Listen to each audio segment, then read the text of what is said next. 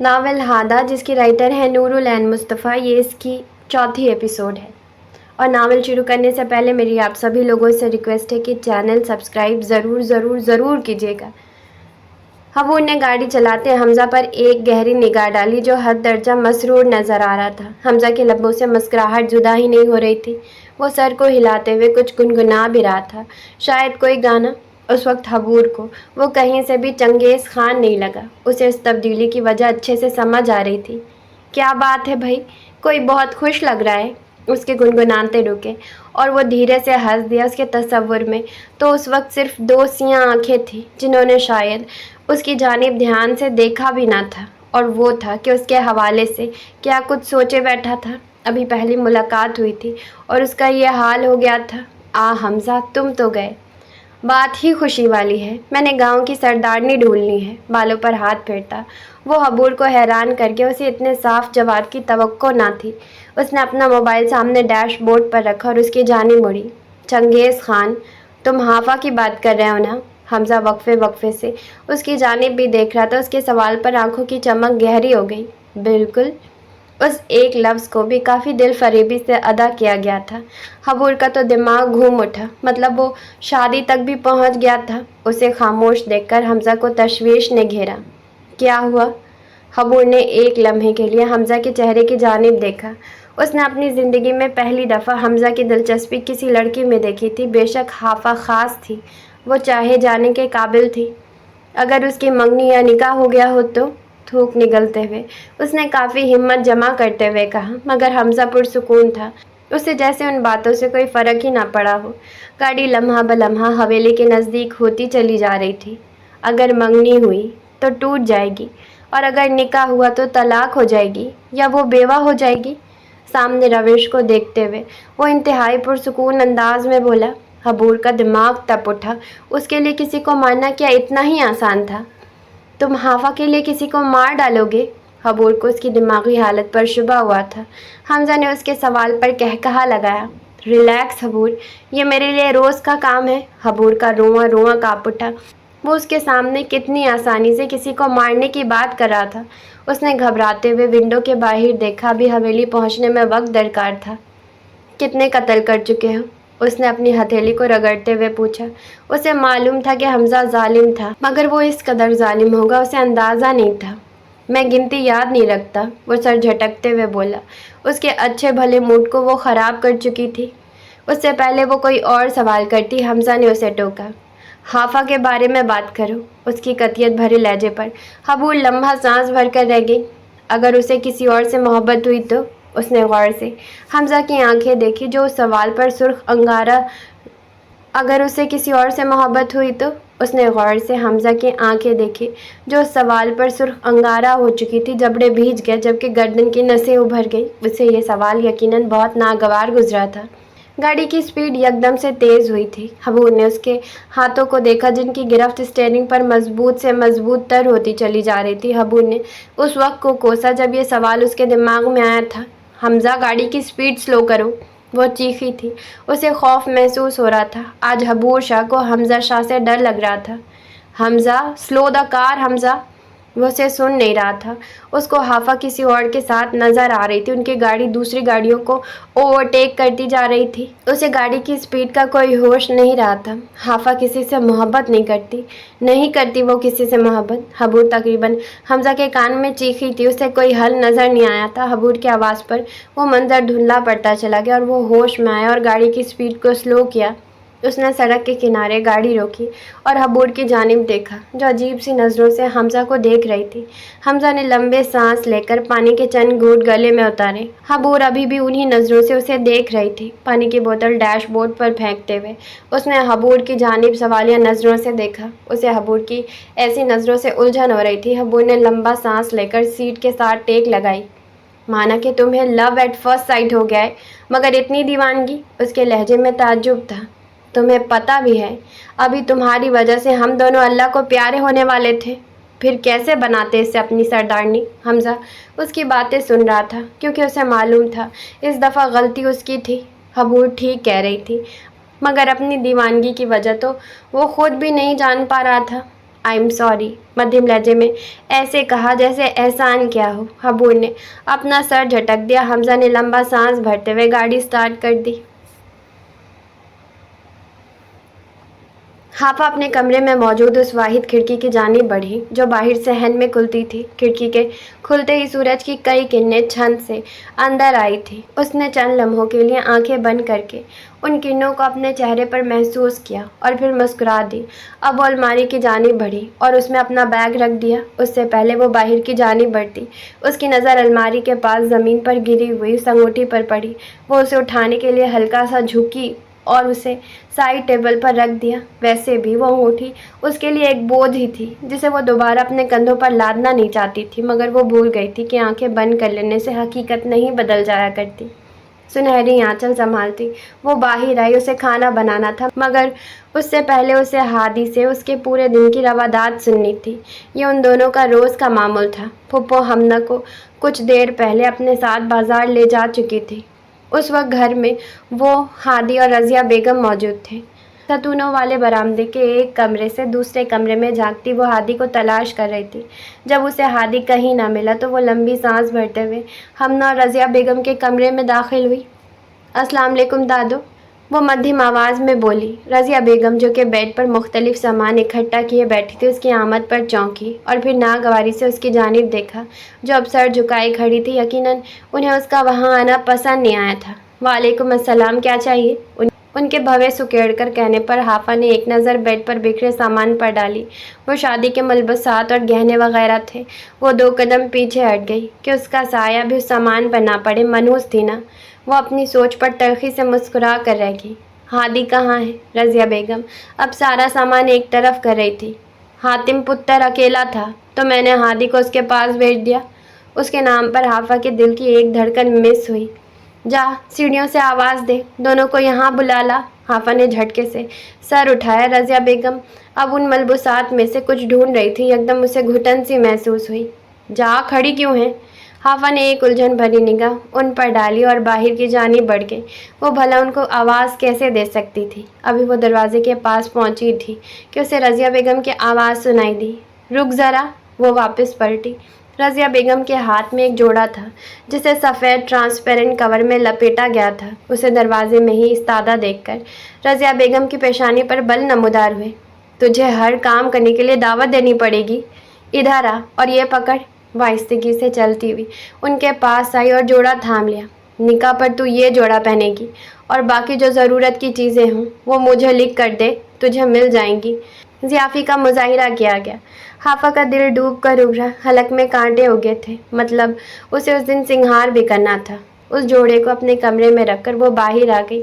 आंगन में खड़े होकर उसने बाईं जानिब बनी उन सीढ़ियों को देखा जिसकी दाईं जानिब दीवार थी, जबकि उस दीवार के पार उसके फुप्पू का घर था। सीढ़ियों के बाईं जानिब कोई दीवार न थी। ऊपर वाली चंद सीढ़ियों के साथ मौजूद दीवार में कुछ चौकोर सुराख थे जहाँ से दूसरी जानिब का मंजर साफ दिखाई देता था। वो उन सुराखों के पास सीढ़ियों पर बैठ गई। अब उसे फुप्पो के घर का आंगन दिखाई दे रहा था जहाँ हातिम और हादी धूप में एजल पर कैनवस लिए बैठे थे। दरमियान में नीम का दरख्त अपनी पूरी आबोताब के साथ खड़ा था। उन दोनों की बातों की हल्की हल्की आवाज़ उस तक पहुँच रही थी। आप शॉपिंग पर क्यों नहीं गए? हादी उसके हरकत करते हुए हाथों को देखकर इस्तफसार कर रहा था। उसने कैनवस पर नीला पेंट फैलाया जिसे अब वो मुख्तलिफ प्रेशर्स की मदद से सेट कर रहा था। हाफा अपनी पूरी हिस्सियात से उन दोनों की जानिब मतवज्जा थी। मैंने कौन सा इतनी शॉपिंग करनी है? एक जोड़ा जूता और चंद एक चीज़ें बस। वो बहुत मध्यम और शफाफ बोलता था। सुनने वाले का जी चाहता कि वो उसे सुनता ही चला जाए। उसके जवाब में हाफा ने हादी की पेशानी पर तेवरी चढ़ते हुए देखी थी।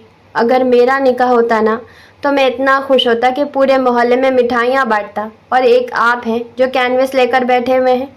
उसके लड़ाका अंदाज पर हातिम का हरकत करता हाथ रुका और फिर हाफा ने उसे कहकहा लगाते देखा। यकीनन वो नहीं जानता था कि वो ऐसे हंसते हुए किस कदर खूबसूरत लगता था। हाफा ने बेसाख्ताई उससे नज़रें हटाई। वो उस दिल को इतना अच्छा क्यों लग रहा था? वो अब सिर्फ उनकी आवाज़ें सुन रही थी। तुम्हें मिठाई खानी है तो निकाह पर खिला दूंगा। वह हाफा को खुश लग रहा था। वो दिल ही दिल में अपने आप को याद दिला रही थी कि उसे अपने कदम रोक लेने चाहिए। तब तो मैं खा ही लूँगा। हादे की बात पर वो उठ खड़ी हुई। दीवार काफ़ी ऊंची थी, उन सुराखों के जरिए ही दूसरी जानिब देखा जा सकता था। हाफा ने एक निगाह दीवार पर डाली और फिर हादी को बुलाने का इरादा तर्क कर दिया। उसका मोबाइल नीचे चार्जिंग पर लगा था, वो उसे कॉल करके बुला लेगी। वो चंद लम्हे वहीं खड़ी रही और फिर दिल में उस कैनवस को देखने की ख्वाहिश पैदा हुई। दिल की ख्वाहिश पर लब्बैक कहते हुए वो झुकी। अब उसकी नज़रें सिर्फ कैनवस पर थी, मगर कैनवस का रुख दूसरी जानिब था। वो ये नहीं देख पाई कि उस पर क्या बना था।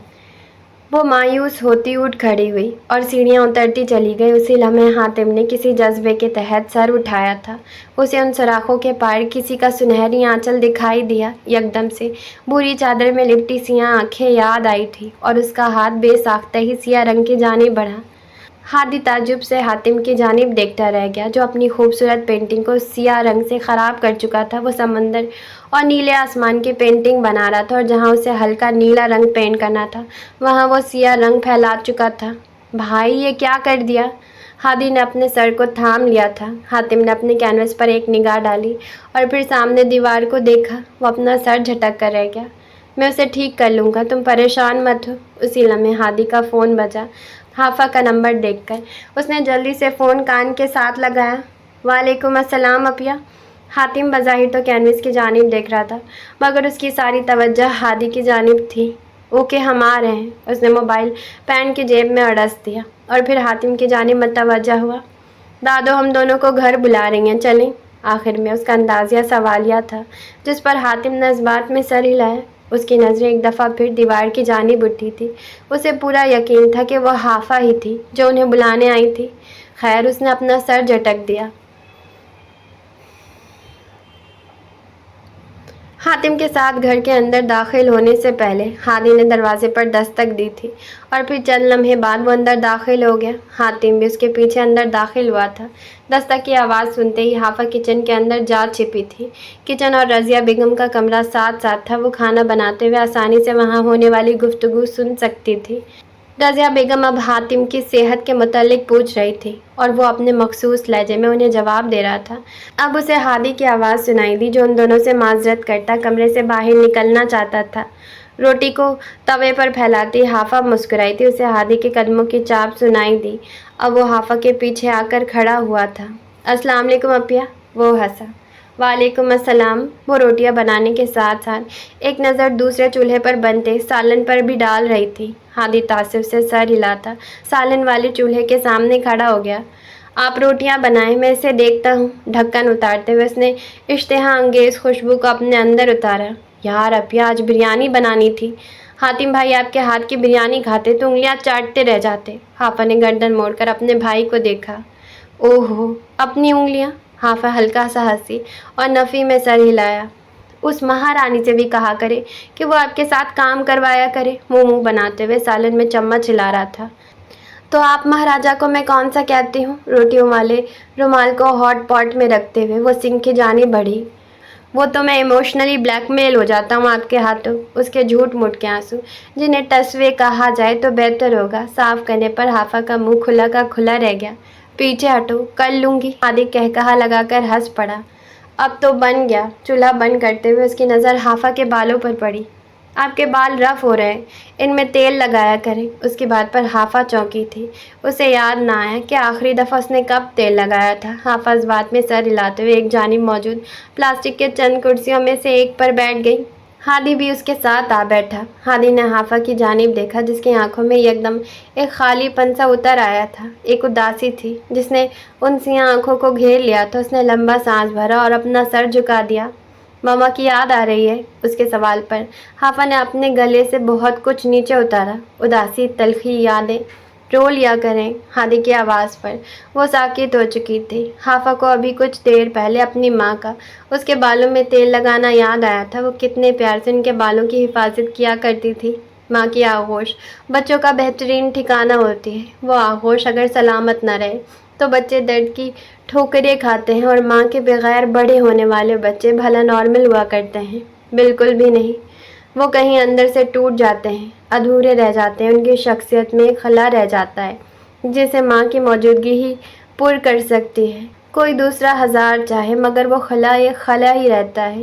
جن کی شخصیت میں یہ خلا باقی رہ جاتا ہے وہ ایک ڈرامہ کو گزار کر آئے ہوتے ہیں۔ بظاہر وہ کتنے ہی نارمل نظر آ رہے ہوں مگر کہیں نہ کہیں وہ خود سے یا کسی اور سے ناراض ہی رہتے ہیں۔ وہ تینوں بھی نارمل نہیں تھے۔ ہمنا تو شروع سے ہی رضیہ بیگم کے قریب تھی مگر اسے بھی اپنی ماں چاہیے تھی۔ ممتا کی محرومی نے اسے غصیل بنا دیا تھا اور وہ اپنا غصہ دوسروں پر خصوصاً حافظہ پر اتارا کرتی تھی۔ حافظہ اور ہادی بظاہر تو ٹھیک تھے مگر اندر کہیں دکھی تھے۔ وہ دونوں ایک دوسرے کی محرومیوں کو کم کرنے کی کوشش میں لگے رہتے تھے۔ ہادی ہر وقت حافظہ کو باتوں میں الجھائے رکھتا تاکہ اسے وہ آوازیں نہ سنائی دے جو اسے بچپن میں ڈراتی تھی۔ حافظہ کا بچپن سب سے زیادہ ٹرامیٹائز تھا مگر اب حافظہ نے اپنے ٹرامیٹائزڈ ماضی کے ساتھ رہنا سیکھ لیا تھا۔ ہاں وہ آوازیں آج بھی کبھی کبھی اسے پریشان کرتی تھی مگر اب وہ ان کی عادی ہو چکی تھی۔ دیوار کے اس پار نکاح کی تیاریوں کی بابت گفتگو چل رہی تھی جبکہ کچن میں موجود ان کرسیوں پر بیٹھے وہ ایک دوسرے سے نگاہیں چرائے ماضی کی یادوں میں گم تھے۔ وہ دونوں ہی جانتے تھے کہ دوسروں کی آنکھوں میں اس وقت اذیت، دکھ، ملال، درد کے سوا کچھ نہ تھا اور بہن بھائی تو ایک دوسرے کا بھرم رکھتے ہیں نا۔ وہ دونوں رونا چاہتے تھے مگر اس وقت انہیں اپنے آنسوؤں کے آگے باڑ لگانی پڑی تھی۔ وہ جانتے تھے اگر وہ رو پڑے تو ان کی سسکیوں کی آواز ساتھ والے کمرے میں موجود رضیہ بیگم اور حاتم کے کانوں تک ضرور پہنچے گی۔ وہ ایک دوسرے کے سامنے تو رو سکتے تھے مگر کسی اور کے سامنے نہیں۔ ارے او ہادی، حافظہ کھانا بن گیا تو لے آ، حاتم پتر کو کب سے ایسے ہی بٹھا رکھا ہے۔ انہیں آخر کار حاتم پر ترس آ ہی گیا رضیہ بیگم کی آواز پر۔ ان دونوں نے بے ساختہ ہی اپنی آنکھوں میں ٹھہری نمی کو صاف کیا تھا۔ حافظہ اٹھ کھڑی ہوئی، تم کھانا لے جاؤ اور خود بھی ان کے ساتھ کھا لینا، میں تھوڑی دیر آرام کرنا چاہتی ہوں۔ وہ اسے نظریں نہیں ملا رہی تھی۔ اور آپ؟ کھانے کا ٹرے حافظہ کے ہاتھوں سے تھامتے ہوئے اس نے استفسار کیا۔ جب بابا نماز پڑھ کے آئیں گے تو انہیں دے کر خود بھی کھا لوں گی۔ گو کہ وہ حافظہ کی تسلی سن کر مطمئن نہیں ہوا تھا مگر پھر بھی اس بات میں سر ہلا دیا۔ اس کے کچن سے جاتے ہی حافظہ اپنا دوپٹہ درست کرتی اپنے کمرے میں بند ہو گئی۔ دروازہ بند کرنے کے ساتھ ہی وہ نیچے بیٹھتی چلی گئی۔ اس کے وجود میں ایک اداسی چھائی تھی، ایک گہری اداسی، ایک خالی پن تھا جسے وہ اپنے اندر محسوس کر رہی تھی۔ وہ رونا چاہ رہی تھی پر آنسو بہہ نہیں رہے تھے۔ وہ چیخنا چاہتی تھی مگر آواز حلق سے نکلنے پر آمادہ نہیں تھی۔ عجیب بے بسی تھی۔ یکدم آنکھوں کے سامنے ماں کا عکس چھا گیا جو آہستہ آہستہ اس کی جانب بڑھ رہا تھا۔ وہ مسکراتی ہوئی اس کے پاس آ بیٹھی تھی۔ مما، وہ ان کے گلے سے لگ گئی جیسے ان کی آغوش میں چھپ جانا چاہتی ہو۔ اسے سالوں بعد ایسا سکون میسر ہوا تھا۔ انہوں نے مسکراتے ہوئے اس کے بکھرے بالوں کو کانوں کے پیچھے اڑسا۔ کیا ہوا ہے میرے بچے کو؟ حافظہ کے آنسو ان کے سفید دوپٹے میں جذب ہوتے جا رہے تھے۔ مما، کچھ ہے جو ادھورا ہے، مجھے اپنا اندر کھوکھلا لگ رہا ہے، جیسے اسے انہیں سمجھانے میں دقت محسوس ہو رہی تھی۔ جیسے؟ حافظہ کچھ دیر خاموش رہی۔ جیسے زندگی میں سکون نہ ہو، اپنے اندر جھانکتی ہوں تو اندھیرا ہی اندھیرا پاتی ہوں، کوئی روشنی کا سرا نظر نہیں آتا۔ اور آپ کو تو پتہ ہے نا، وہ ابھی بھی ان سے لپٹی ہوئی تھی۔ حافظہ کو اندھیرے سے خوف آتا ہے۔ اس کا لہجہ اس چھوٹے بچے سا تھا جو رات کو خواب میں ڈر جاتا ہے۔ تو حافظہ نور ڈھونڈ لے۔ ان کی بات پر وہ بے بسی سے مسکرا دی۔ حافظہ ڈھونڈتی تو ہے مگر وہ ملتا ہی نہیں۔ اس کی آواز میں بے چارگی تھی، کچھ کھو دینے کا خوف۔ وہ نور کو غلط چیزوں میں ڈھونڈ رہی ہے۔ ان دنیاوی چیزوں سے روشنی تو مل جائے گی مگر نور نہیں۔ نور حاصل کرنے کے لیے درست دروازہ کھٹکھٹانا پڑتا ہے۔ حافظہ ان سے الگ ہو گئی۔ وہ غور سے ان کے نورانی چہروں کو دیکھ رہی تھی۔ کیسے؟ ان کا چہرہ کتنا پرسکون تھا نا۔ اگر کسی عمارت کی بنیادیں مضبوط ہوں تو وہ لمبے عرصے تک صحیح سلامت کھڑی رہتی ہیں۔ تم بھی بنیادوں پر دھیان دو۔ وہ دم بخود ان کی باتیں سن رہی تھی۔ اور بھلا بنیادیں کیا ہیں؟ انہوں نے حافظہ کو بولنے کے قابل چھوڑا ہی نہیں تھا۔ ایک مٹی کے پتلے میں روح ہو تبھی وہ انسان کہلاتا ہے۔ اگر روح ہی نہ ہو تب وہ ایک پتلا ہی ہوگا نا۔ حافظہ کے دماغ میں کسی کے جملے گونجے تھے۔ روح کیا ہے؟ جس کے جواب میں اس نے کہا تھا جو میرے اندر ہے، اور روح کو زندہ رکھنے کے لیے اس کو خوراک دینا نہایت ضروری ہے۔ تم کھانے سے اپنے جسم کو توانائی دیتی رہو گی مگر روح کو کیسے دو گی؟ حافظہ کے پاس کوئی جواب نہ تھا اور اگر تھا بھی تو اس میں ابھی بولنے کی ہمت نہ تھی۔ اگر روح کمزور ہو جائے تو انسان کھوکھلا ہو جاتا ہے۔ حافظہ کے لب پھڑ پھڑا کر رہ گئے۔ وہ انہیں بتانا چاہتی تھی کہ اس کی روح کمزور ہو رہی ہے۔ تم اللہ کو بھول رہی ہو حافظہ۔ ان کے افسوس بھرے لہجے پر حافظ کے دل پر گھونسا پڑا۔ وہ انہیں دیکھتی رہ گئی۔ تم نماز میں کوتاہی کر رہی ہو، تم اب اللہ سے باتیں بھی نہیں کرتی نا؟ اس کا سر خود بخود نفی میں ہل گیا۔ تم میری بیٹی ہو حافظ، میں تمہیں نصیحت کرتی ہوں، کبھی اللہ کو مت بھولنا، کبھی مت بھولنا۔ اگر تم نے ایسا کر دیا تو تم تباہ ہو جاؤ گی۔ ان کا لہجہ بہت عجیب تھا، یا کم از کم حافظ کو عجیب ہی لگا۔ تم اللہ کو نہیں بھولو گی نا حافظ؟ وہ جیسے ہی اسے وعدہ کرنا چاہتی تھی، حافظ نے نفی میں سر ہلا دیا۔ وہ نہیں بھولے گی۔ اور اللہ، وہ تو مجھے یاد رکھیں گے؟ اس کے سوال پر وہ ایک لمحے کے لیے تھمی۔ انہیں اس وقت وہ 13 سالہ حافظ لگی۔ وہ اپنے کسی بندے کو نہیں بھولتے۔ چلو نیچے سے اٹھو۔ وہ اب اسے لیے بستر کی جانب بڑھ گئی۔ لیٹ جاؤ، سونا تھا نا تمہیں؟ حافظ بات میں سر ہلاتے ہوئے لیٹ گئی۔ وہ اس کے سرہانے بیٹھی اس کے بالوں میں ہاتھ پھیر رہی تھی۔ حافظ کی پلکیں وزنی ہونے لگی، یوں لگا جیسے ان پر بہت سا بوجھ لاد دیا ہو۔ آنکھیں خود بخود بند ہونے لگی۔ وہ انہیں بتانا چاہتی تھی کہ پرسوں حمنہ کا نکاح ہے، مگر وہ بول نہ پائی۔ اس پر غنودگی سی طاری ہو گئی۔ وہ اپنے ارد گرد سکون کے ایک حصار کو محسوس کر رہی تھی، اور پھر نیندیں اس پر کب مہربان ہوئی، اسے معلوم ہی نہ ہو سکا۔ وہ مسرور سا فارم ہاؤس میں داخل ہوا۔ اس کی چال میں ایک عجیب سی سرشاری تھی، غرور تھا۔ وہاں سب کام کرنے والے اس تبدیلی کو حیرانی سے دیکھ رہے تھے۔ سردار صاحب بیمار تھے، جس وجہ سے سارا حساب کتاب وہ دیکھ رہا تھا۔ اس کے لبوں سے آج مسکراہٹ جدا ہی نہیں ہو رہی تھی۔ سارے کام کے بعد وہ باہر بیٹھا، ان دو آنکھوں کو یاد کر رہا تھا۔ پھر اسے یکدم حبور کی بات یاد آئی۔ گاڑی سے اترتی حبور ایک لمحے کے لیے رکی تھی۔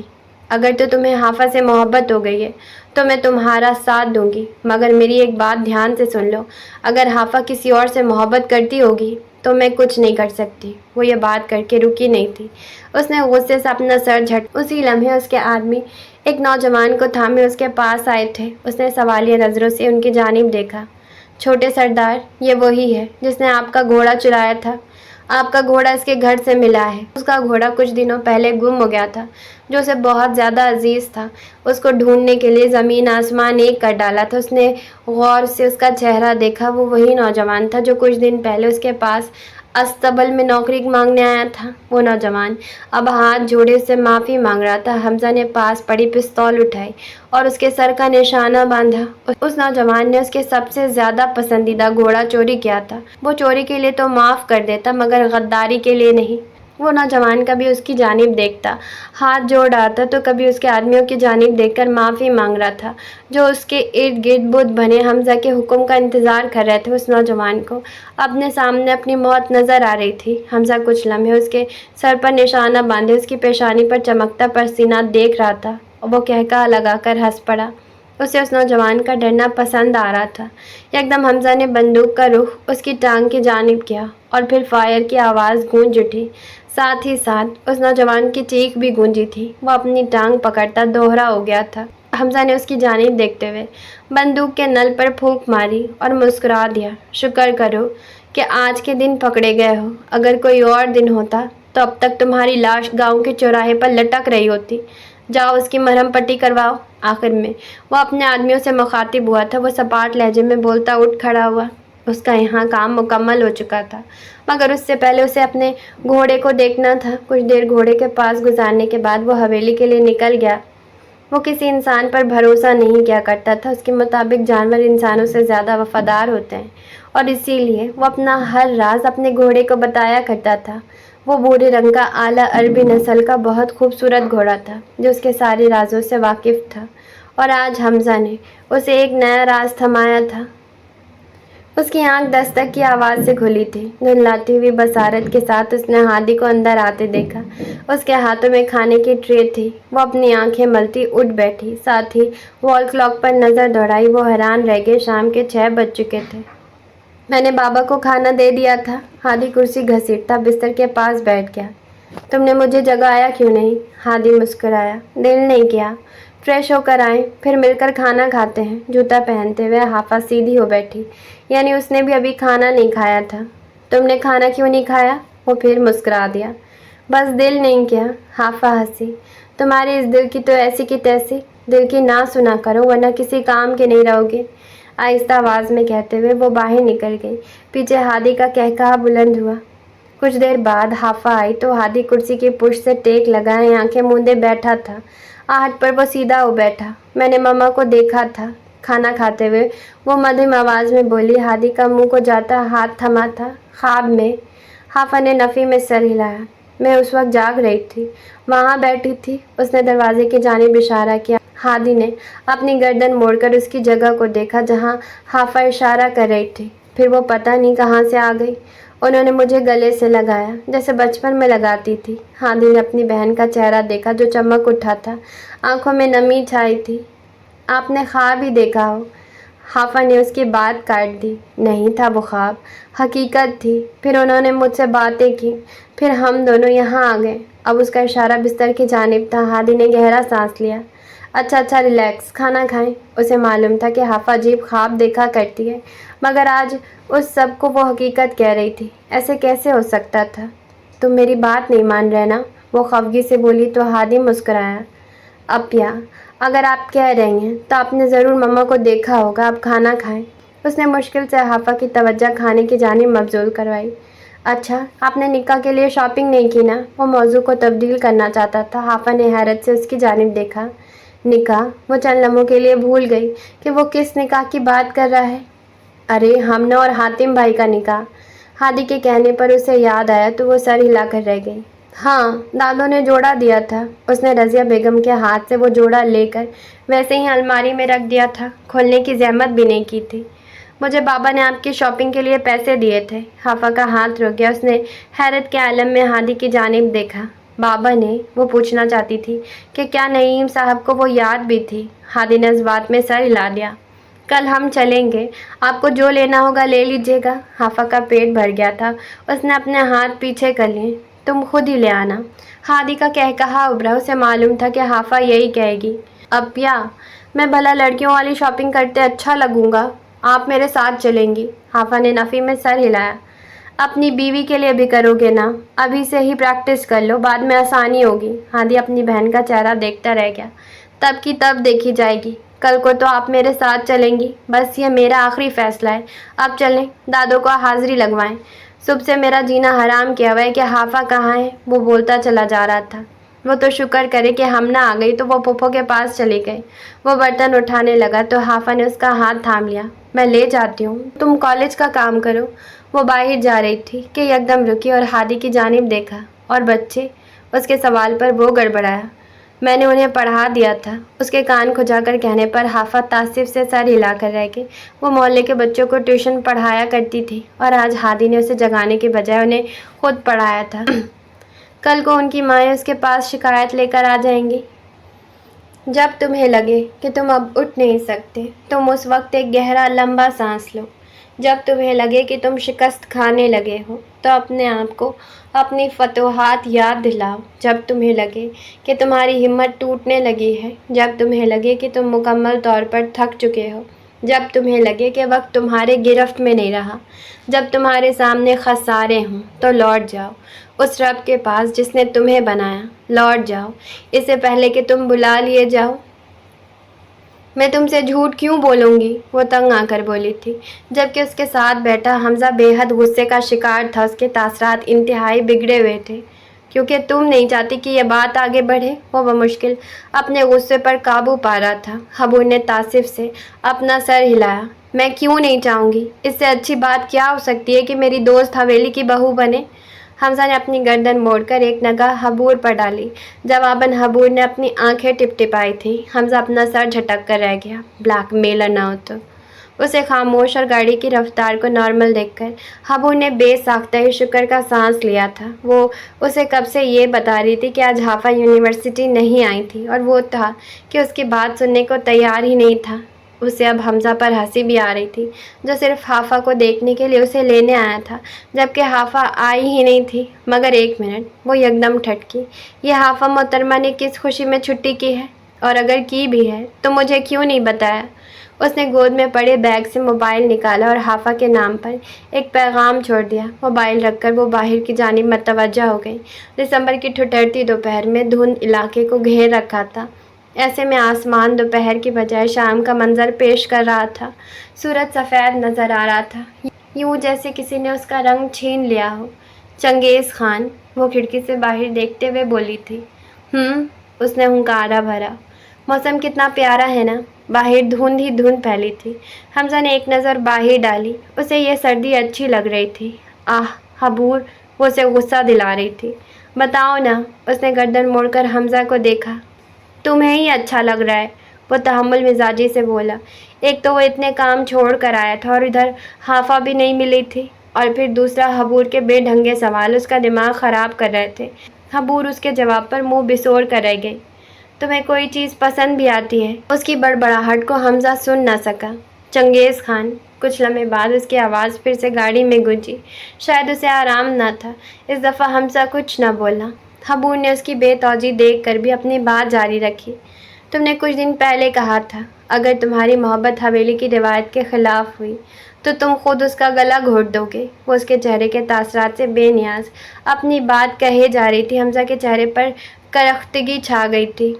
अब तुम क्या करोगे? वो अपनी कोहनी घुटने पर जमाए बैठी थी, जबकि चेहरा हथेली पर धरा था। बताओ हमजा। हमजा ने अपनी निगाहें तिरछी की और फिर दहाड़ा। Shut up हबूर। उसकी चीख पर हबूर खाइफ होती सीधी हो बैठी, मगर वो अभी भी बाज ना आई। बेइज्जती ही हुई थी, वो तो रोज़ ही हो जाती थी, उसमें कौन सा बड़ी बात थी। उसने लापरवाही से अपने कंधे उचका दिए। तुम्हें पता है चंगेज़ खान, तुम अभी वो उसकी शान में ज़मीन और आसमान के मुकाबले मिलाने ही वाली थी कि हमजा ने उसकी बात दरश्ती से काटी। हबूर शाह, अगर तुमने एक लफ्ज़ भी अपनी लंबी ज़ुबान से अदा किया तो मैं तुम्हें इस सुनसान इलाके में उतार दूंगा। फिर अपनी कैंची जैसी ज़ुबान से मदद के लिए पुकारती रहना। वो उसके सब्र का इम्तहान ले रही थी। हबूर ने एक नज़र बाहर डाली। उनकी हवेली गांव में थी, जो शहर से थोड़ा फासले पर था। शहर और गांव के दरमियान एक सुनसान इलाका आता था और इस वक्त हमजा वहाँ गाड़ी रोक चुका था। हबूर तंज़िया अंदाज में मुस्कुरा उठी। उतार दो हमजा शाह। उसकी बात पर हमजा एक लम्हे के लिए चौंका था, मगर जाहिर नहीं होने दिया। तुम्हें पता है हमजा शाह, तुम मुझे यहाँ पर उतार दोगे और फिर मैं मदद के लिए चिल्लाऊंगी। फिर पता है क्या होगा? वो इंतहाई राजदारी से बोल रही थी। हमजा उसके इत्मीनान को देखता रह गया। फिर यहाँ भेड़ियाँ आएंगी, और तुम अच्छे से जानते हो कि मैं किन भेड़ियों की बात कर रही हूँ। तुम्हारे पाले गए भेड़िए। फिर तुम जानते हो क्या होगा। उससे आगे हमजा सोच नहीं पाया। उसे पता लग गया था कि हबूर किन भेड़ियों की बात कर रही थी। उसने खामोशी से गाड़ी स्टार्ट कर दी। एकदम हबूर का कहका उभरा था और फिर गाड़ी में खामोशी छा गई। हबूर की बातों का असर अभी तक फिज़ा में घुला हुआ था। हवेली पहुंचकर हबूर पहले गाड़ी से निकली, मगर फिर रुक गई और फिर शीशे से अंदर झांका, जहां हमजा शाह संजीदा चेहरा लिए स्टीयरिंग को थामे बैठा था। हमजा, तुम्हें एक मशवरा देती हूँ, हमेशा याद रखना। वो कभी कभी ही उसे हमजा कहकर मुखातिब करती थी। उसने गर्दन मोड़कर हबूर के सपाट चेहरे को देखा। तुम इस हवेली और गांव के अगले सरदार हो। उसने हवेली की जानिब इशारा किया। हमजा ने भी उसके इशारे के ताक़ुब में देखा था। जब तक तुम अपने गुस्से से लोगों को खाइफ करते रहोगे, तब तक तुम उनके दिल नहीं जीत पाओगे। वो एक लम्हे के लिए रुकी। बाहर तेज़ चलती हवा हबूर के वजूद से टकरा रही थी और उसे कांपने पर मजबूर कर रही थी। शहर की निस्बत यहाँ ठंड थी। तुम्हारे गुस्से से डरकर वो लोग तुम्हारा हुक्म तो बजा लाएंगे, मगर कभी एहतराम नहीं करेंगे, इज़्ज़त नहीं करेंगे। इसलिए अपने गुस्से पर काबू पाना सीखो। उसकी बात पर हमजा ने अपना चेहरा मोड़ लिया। और हाँ, आइंदा मुझे धमकाने की कोशिश मत करना, क्योंकि हबूर शाह तुमसे डरती नहीं। वो सर्द लहजे में कहती हवेली की जानिब चली गई। हमजा के आना पर कारी वार किया गया था। पीछे हमजा चंद लम्हे उसे जाते देखता रहा और फिर झन से गाड़ी भगा ले गया। बाजार से घर आकर उसने अपना मोबाइल ऑन किया तो सामने ही स्क्रीन पर हबूर का मैसेज जगमगा रहा था, जिसे पढ़कर वो मुस्कुरा उठी। तुमने किस खुशी में यूनिवर्सिटी से ऑफ किया है, और ऊपर से मुझे बताया भी नहीं। मतलब हद हो गई है, मैं तुमसे नाराज़ हूँ। वो हबूर के बिगड़े तासरात तस्वुर कर सकती थी। हाथ जलाकर कहती, नाराज़ चेहरा लिए हबूर। वो कहकहा लगाकर हंस पड़ी। अब वो सारे सामान को अलमारी में रख रही थी। आज सुबह उसने रज़िया बेगम का दिया हुआ जोड़ा देखा था। वो गुलाबी और सुनहरी रंग का हल्का काम वाला शरारा था। उसकी गुलाबी कुर्ती घुटनों से ऊपर तक आती थी, जिस पर सुनहरी रंग की कढ़ाई की गई थी। हल्का गुलाबी रंग का शरारा सादा सा था। वो उसके साथ सुनहरी रंग का दुपट्टा लाई थी और एक भूरी चादर भी। اس کے منع کرنے کے باوجود ہادی نے اسے ہر چیز لے کر دی تھی، سنہری جھمکے، چوڑیاں اور میک اپ کا سامان۔ اسے سجنے سنورنے کا شوق نہیں تھا، مگر وہ اپنی بہن کے نکاح میں خوش رہنا چاہتی تھی۔ چاہے ہمنا اس نکاح کے لیے رضامند نہیں تھی، مگر اس کا دل کہتا تھا کہ حاتم ایک اچھا انسان ہے۔ دل تو اور بھی بہت کچھ کہتا تھا، مگر حافظ دل کی آواز کو دبانا بہت اچھے سے جانتی تھی۔ اسے پورا یقین تھا کہ حاتم ہمنا کو خوش رکھے گا۔ وہ ابھی انہی سوچوں میں گھری کھڑی تھی کہ ہادی دستک دیتا اندر داخل ہوا۔ حافظ کو باہر سے محلے کی لڑکیوں کے گانے کی آواز سنائی دے رہی تھی۔ کالا ڈوریاں کنڈے نہ لڑیا ہوئے، چھوٹا دیورا بھابھی نہ لڑیا ہوئے، مرغی او لینی جڑی کڑ کڑ کر دی ہے، میں سورے نہیں جانا سس بڑ بڑ کر دیے۔ حافظ ان فقرات پر ہنس پڑی تھی۔ ہادی بھی اس کے ساتھ آ کھڑا ہوا تھا۔ آپ کو دادو بلا رہی ہیں، ہمنا کو مہندی لگانی ہے۔ اس کی بات پر حافظ کے مسکراتے لب سکڑ گئے۔ میں نے لگانی ہے؟ دادو تو ہمنا سے کہہ رہی ہیں کہ مریم آپی سے لگوا لے، مگر ہمنا نے کہا ہے کہ وہ آپ سے ہی لگوائے گی۔ اس نے کندھے اچکاتے ہوئے محلے کی ایک لڑکی کا نام لیا تھا۔ اس کی بات پر حافظ کو حیرت کا جھٹکا لگا۔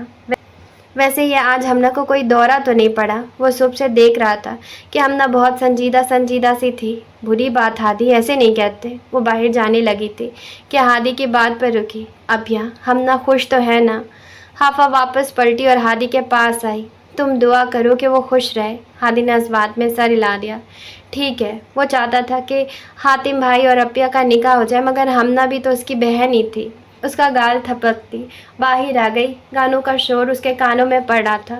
پورے گھر میں پھولوں اور مہندی کی خوشبو پھیلی تھی۔ باہر شہر میں لڑکیاں ایک دوسرے کو مہندی لگا رہی تھیں۔ وہ ہمنا اور رضیہ بیگم کے کمرے میں داخل ہوئی تو رضیہ بیگم کے چہرے پر وہی ناگواری چھا گئی جو ہر دفعہ اسے دیکھنے پر ان کے جھریوں زدہ چہرے پر پھیل جاتی تھی۔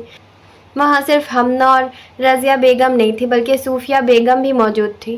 وہ ایک لمحے کے لیے ٹھٹکی اور پھر آگے بڑھ کر ان کو سلام کیا، جس کا جواب دیتے ہوئے انہوں نے بہت غور سے اپنی بڑی بھتیجی کو دیکھا جو سر پر دوپٹہ اوڑھے نظریں جھکائے رضیہ بیگم کے سامنے کھڑی تھی۔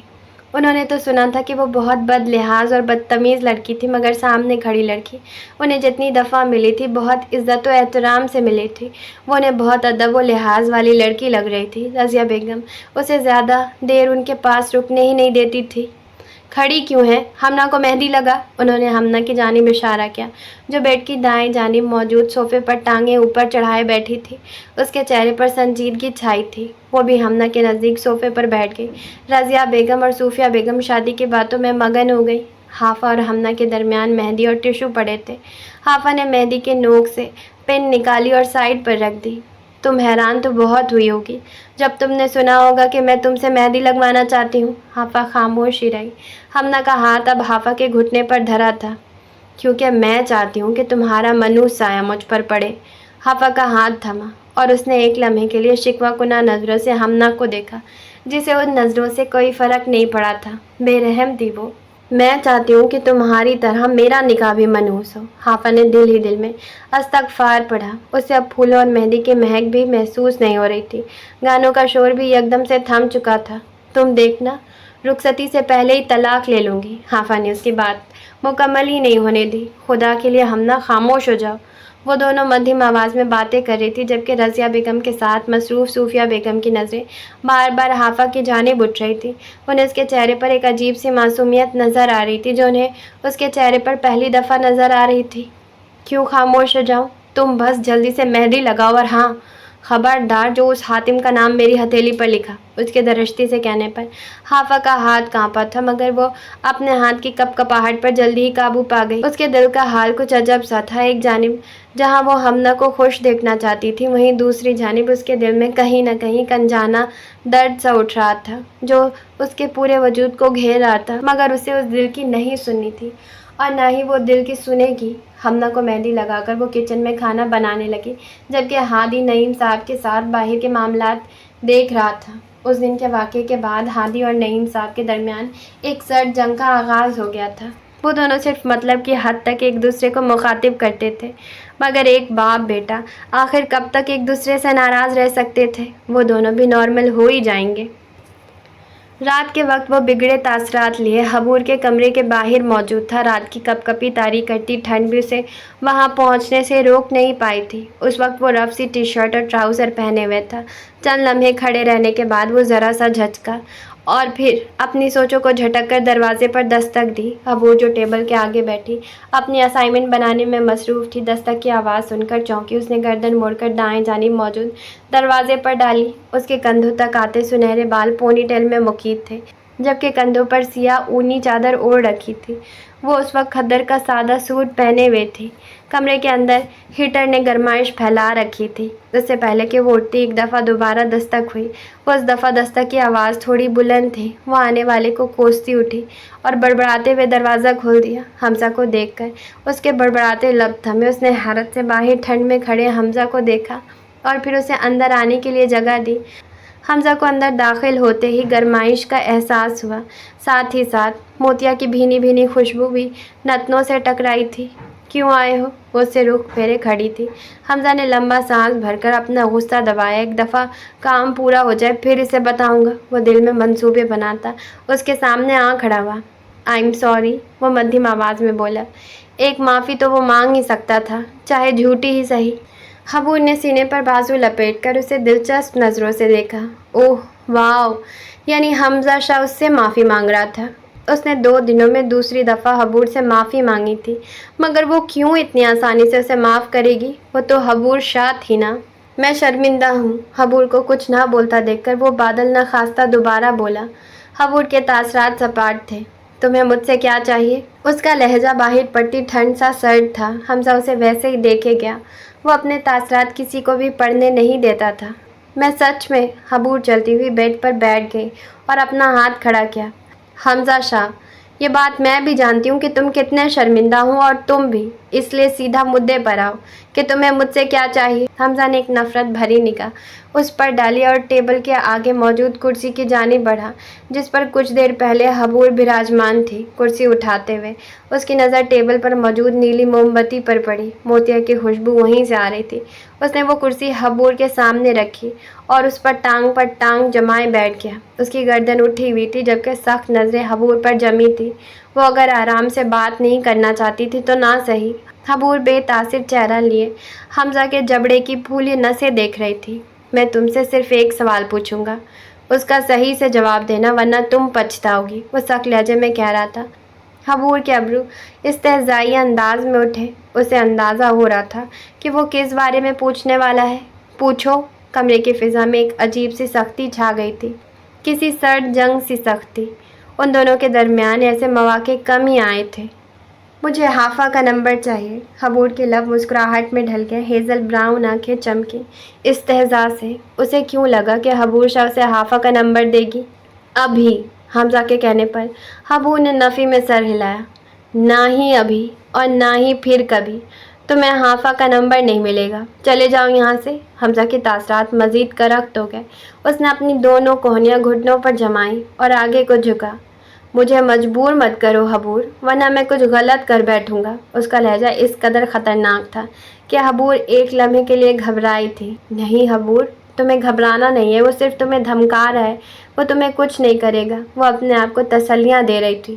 میں تمہیں حافہ کا نمبر نہیں دوں گی، اس کی اجازت کے بغیر تو بالکل نہیں دوں گی، اور وہ کبھی اجازت نہیں دے گی، اس لیے جاؤ یہاں سے۔ اس کی بات پر حمزہ گردن کو دائیں بائیں کرتا سیدھا ہوا، یوں جیسے ورزش کر رہا ہو، اور اگلے ہی لمحے حبور کی ساری تسلیاں اپنے دم توڑ گئی، سارے مان دھرے کے دھرے رہ گئے۔ حبور نے بے یقینی سے حمزہ کو دیکھا جس کا داہنا ہاتھ اس کی گردن پر موجود تھا۔ حبور نے اپنے دونوں ہاتھوں سے اسے پیچھے کرنے کی کوشش کی مگر وہ جھکا ہوا حبور کی گردن اپنی آہنی گرفت میں دبوچے کھڑا تھا۔ حبور کو سانس لینے میں مشکل پیش آ رہی تھی، اس کی سانسیں اکھڑنے لگیں، آنکھیں ابل آئی تھی۔ وہ مسلسل اس کے ہاتھ پر مکے مار رہی تھی مگر وہ سرد آنکھوں سے اسے گھور رہا تھا۔ وہ کئی دنوں سے اسے غصہ دلا رہی تھی اور آج اس کا علاج ہونا چاہیے تھا۔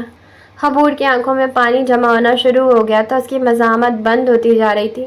اس کی آنکھیں بند ہونے لگی تو حمزہ نے ایک جھٹکے سے اسے چھوڑا وہ کھانستے ہوئے اپنے سر دونوں ہاتھوں سے پکڑ گئی۔ اسے یقین نہیں آ رہا تھا کہ حمزہ نے اسے جان سے مارنے کی کوشش کی تھی۔ وہ اب بے یقینی سے حمزہ کو دیکھ رہی تھی جو سائڈ ٹیبل پر پڑے گلاس میں پانی ڈال رہا تھا۔ حمزہ نے سپاٹ چہرہ لیے پانی کا گلاس اس کی جانب بڑھایا۔ حبور کو رونا آ رہا تھا۔ اس نے غصے سے حمزہ کا ہاتھ جھٹکا، شیشے کا گلاس زمین سے ٹکرایا اور چکنا چور ہو گیا، بالکل اس کی امیدوں کی طرح۔ ایک لمحے کے لیے کمرے میں کانچ کی آواز سے ارتعاش پیدا ہوا اور پھر خاموشی، نفرت بھری خاموشی۔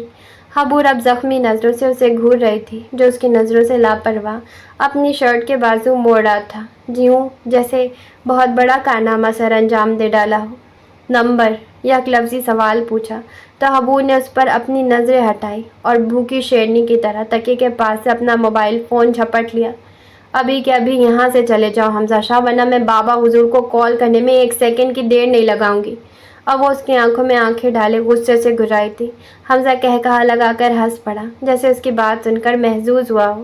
کر کے دکھاؤ، چلو شاباش، کال کرو، اس نے پچکارتے ہوئے کہا۔ حبور نے اسے غصے سے دیکھا اور پھر موبائل بیڈ پر پھینک دیا۔ وہ واقعی میں اس وقت بابا حضور کو کال نہیں کر سکتی تھی کیونکہ ان کی طبیعت خراب تھی اور اس وقت انہیں کال کرنا مناسب نہیں تھا۔ حمزہ نے طنزی انداز میں مسکراتے ہوئے اس کا موبائل اٹھایا اور اس کے سامنے کیا۔ وہ ابھی بھی حمزہ کے ہاتھ میں تھا۔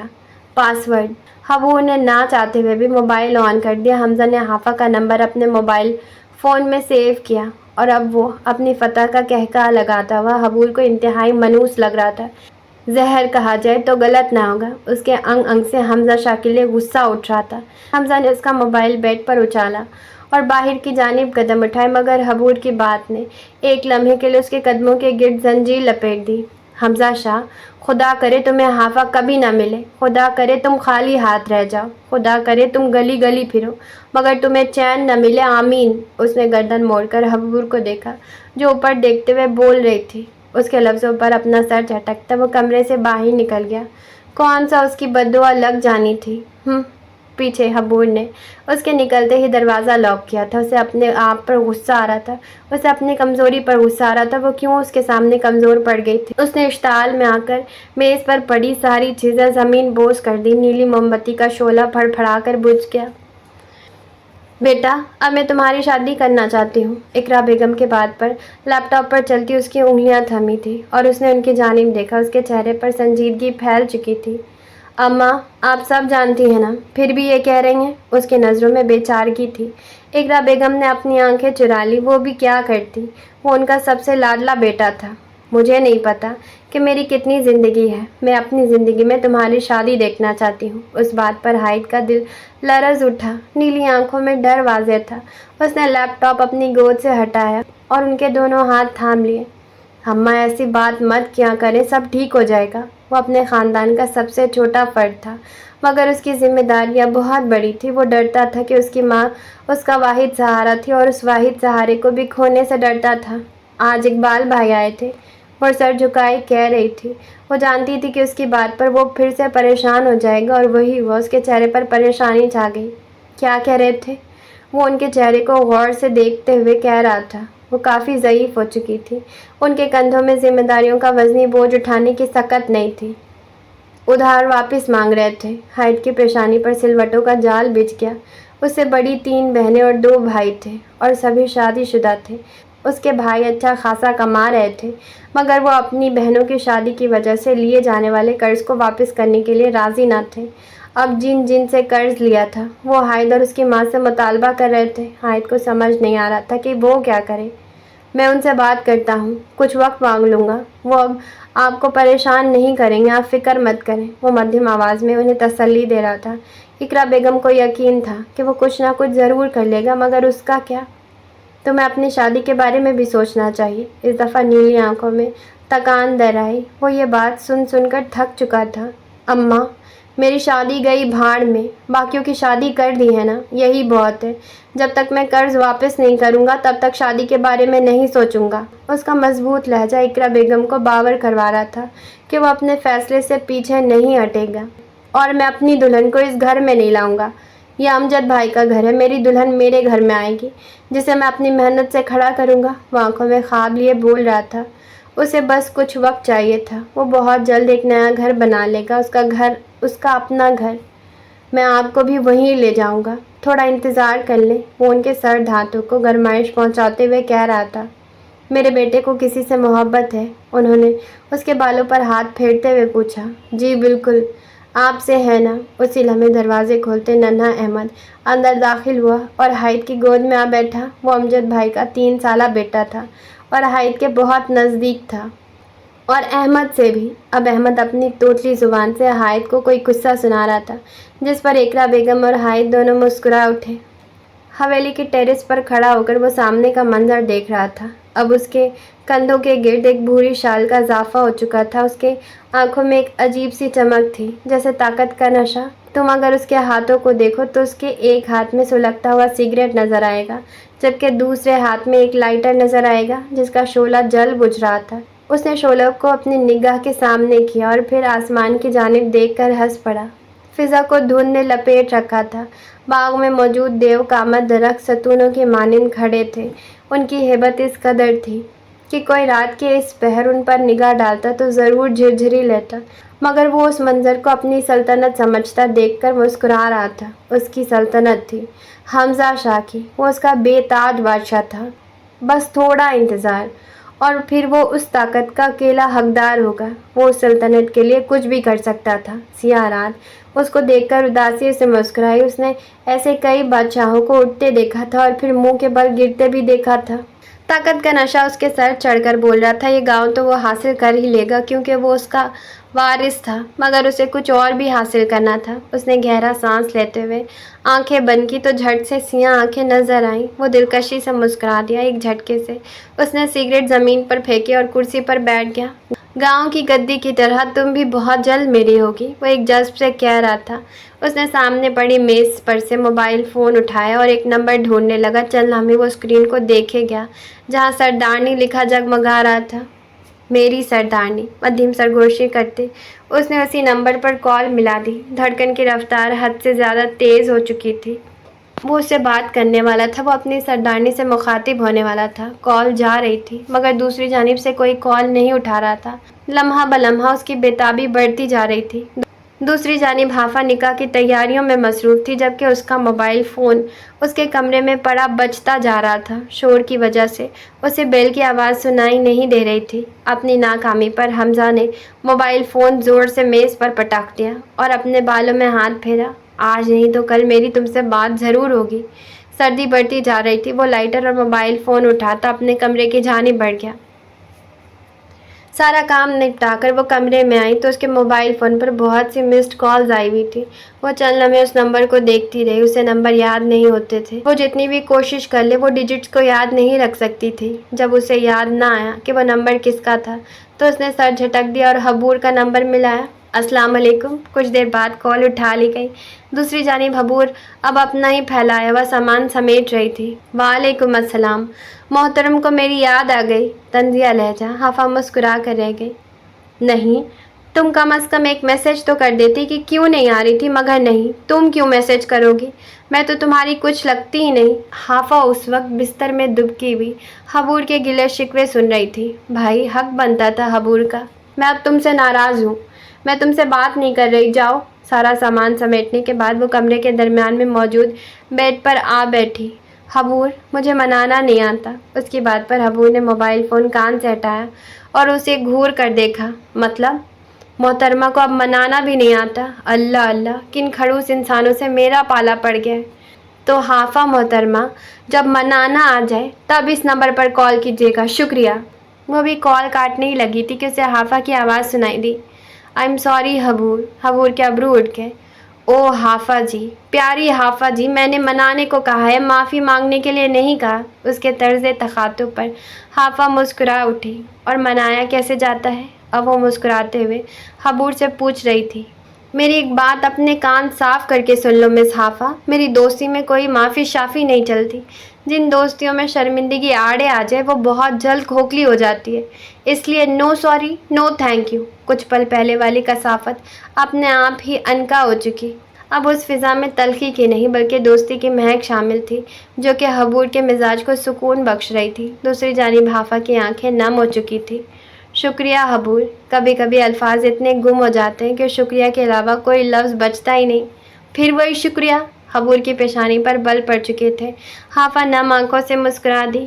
اب یہ شکریہ کس لیے؟ حبور بھول گئی کہ وہ حافہ سے ناراض تھی۔ دوستی ایسی ہی تو ہوتی ہے، کھٹی میٹھی سی، جس میں یہ یاد ہی نہ رہے کہ ناراضی کس بات کو لے کر ہوئی تھی۔ میری زندگی میں آنے کے لیے؟ حبور نے بے ساختہ ہی اپنے سر میں ہاتھ دے مارا۔ مجھے تو تمہاری زندگی میں آنا ہی تھا، ورنہ تمہارا سر کون کھاتا اور میری بے ڈھنگی باتیں کون سنتا؟ حافہ اس وقت حبور سے بات کر کے خود کو انتہائی پرسکون محسوس کر رہی تھی، جیسے دماغ میں کوئی ٹینشن نہ ہو، صرف دوستی کی بھینی بھینی خوشبو تھی۔ ایک دم اسے یاد آیا کہ اس نے حبور کو کال کس لیے کی تھی۔ حبور، کل میری بہن کا نکاح ہے، اس لیے میں کل بھی یوں نہیں آؤں گی۔ اس کی بات پر حبور کا منہ کھلا کا کھلا رہ گیا۔ وہ محترمہ اکیلے ہی شادی انجوائے کر رہی تھی۔ بھائی یہ تو حبور شاہ کے ساتھ ناانصافی ہے۔ حافہ نعیم صاحبہ، آپ یہ بات مجھے آج کیوں بتا رہی ہیں؟ ابھی بھی نہیں بتانی چاہیے تھی۔ آپ آرام سے سکون سے نکاح اٹینڈ کر لیتی نا، پھر مجھے بتانے کا گشت کرتی، بلکہ اس کی بھی کیا ضرورت تھی؟ حافہ کا قہقہا بلند ہوا۔ اسے معلوم تھا کہ حبور کا رد عمل ایسا ہی ہوگا۔ اچھا، تو اسی لیے تم آج بھی نہیں آئی، اور مجھے کس نے بلانا تھا؟ آج وہ حافہ کا انتظار کرتی رہ گئی تھی، مگر اس کو نہ آنا تھا اور نہ ہی وہ آئی۔ جب میرا ہوا تب تم بھی آ جانا، تمہیں سب سے پہلے انوائٹ کروں گی۔ اب خوش؟ وہ کسی نہ کسی طرح اس کی ناراضگی ختم کرنا چاہتی تھی۔ اگر تم نہیں بھی بلاؤ گی تب بھی آ جاؤں گی۔ خیر، تمہیں پتہ ہے آج میں نے اتنی مشکل سے اس کھڑوس کا لیکچر سنا۔ آخر میں اس نے برا سا منہ بنایا۔ ویسے کھڑوس پیارا تو ہے۔ اس کے دل سے آواز آئی۔ وہ فوراً لا حول ولا قوت پڑھتی اپنا سر جھٹک گئی۔ انہوں نے کل کے لیے اتنی بڑی اسائنمنٹ دی ہے، میں ابھی وہی بنا رہی تھی۔ اس نے سائڈ ٹیبل پر پڑی اسائنمنٹ کی جانب دیکھتے ہوئے کہا۔ اچھا چلو تم اسائنمنٹ بناؤ، پرسوں ملتے ہیں۔ حافہ نے وال کلاک کی جانب نگاہ ڈالی۔ رات کے 11:30 بج رہے تھے۔ اوکے، مٹھائی لانا مت بھولنا، ورنہ میں سچی والی ناراض ہو جاؤں گی۔ اللہ حافظ۔ اس کے بات پر حافہ مسکرائی۔ ٹھیک ہے بہن، لے آؤں گی، اللہ حافظ۔ کال کاٹنے کے بعد وہ کافی دیر تک مسکراتی رہی، ہر غم سے آزاد، آنے والے وقت سے بے خبر۔ جاری ہے۔ ہائے ہائے، رائٹر نے لاسٹ لائن میں کیا کہہ دیا؟ وہ مجھے اتنی اچھی لگ رہی تھی ان کی دوستی، حافہ اور حبور کی دوستی۔ واہ، بہت اچھی دوستی لگ رہی تھی، کھٹی کھٹی میٹھی میٹھی سی۔ لیکن لاسٹ والے لائن میں یہ رائٹر نے کیا لکھ دیا کہ ہر غم سے آزاد، آنے والے وقت سے بے خبر؟ کیا ہونے والا آنے والے وقت میں؟ خیر، کہانی تو ابھی سٹارٹ ہوئی ہے، آنے والے وقت میں بہت ساری ٹریجڈیز ہونی ہیں، بہت کچھ ہونا ہے۔ لیکن بہت اچھا چل رہا تھا ناول، ہے نا؟ سارے ناول میں مجھے سب سے اچھی بات لگ رہی ہے حافہ اور حبور کی دوستی۔ اور حمزہ کتنا خطرناک ہے یار، اپنی بہن کا گلا کون دباتا ہے؟ مطلب گلا تو سارے ہی دباتے ہیں مار پیٹ میں، لیکن ایسا والا گلا کون دباتا ہے کہ مرنے والا حال کر دے؟ بہت خطرناک ہے حمزہ، بہت زیادہ ہی خطرناک ہے۔ توبہ توبہ، ایسا بھائی ہو میرا تو میں تو اس سے دور ہی دور رہوں، ایسا تو کزن ہونا ہی نہیں چاہیے۔